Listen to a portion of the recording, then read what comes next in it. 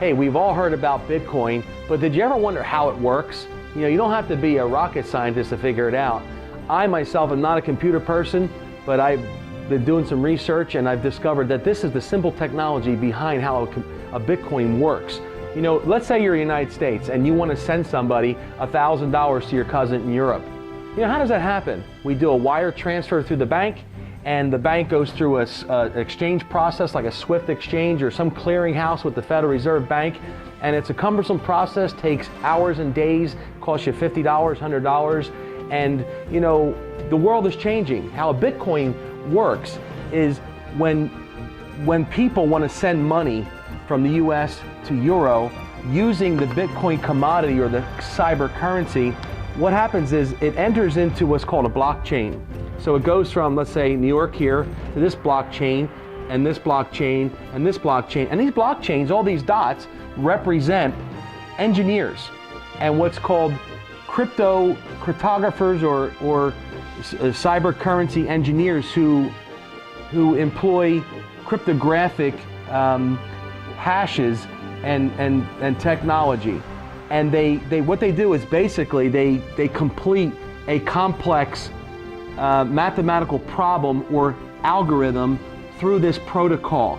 And all of these engineers in unison, they have to coincide with each other and agree with each other with this complex computer system to say, hey, this person's legitimate, this receiver's legitimate, we are the gatekeepers to this economic transference. So what happens is all these dots are connected ultimately, and then the end result is that this is the clearinghouse, and all these people say, we agree to send this money or this value to this person over here. And when that happens, it computes a number at the end of the computation through a complex algorithm.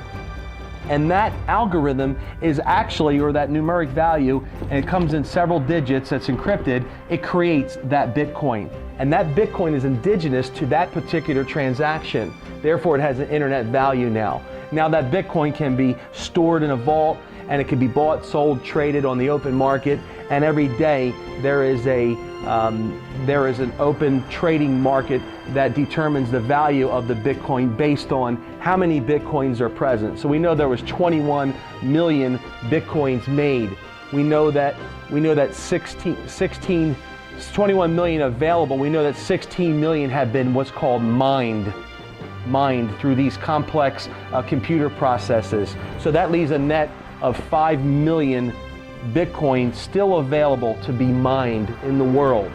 And that's a little bit of facts about how Bitcoin is made through a series of complex algorithms and clearinghouses through engineers that permit you to manufacture that one specific numeric coin that you own and becomes part of your economic DNA. That's a little bit about how a Bitcoin works, how I understand it. For more information, you can click on my website down below, currencybuilders.com, or give me a call at the phone number that appears on your screen. I'd love to chat with you more how Bitcoin can change your financial life. Thanks.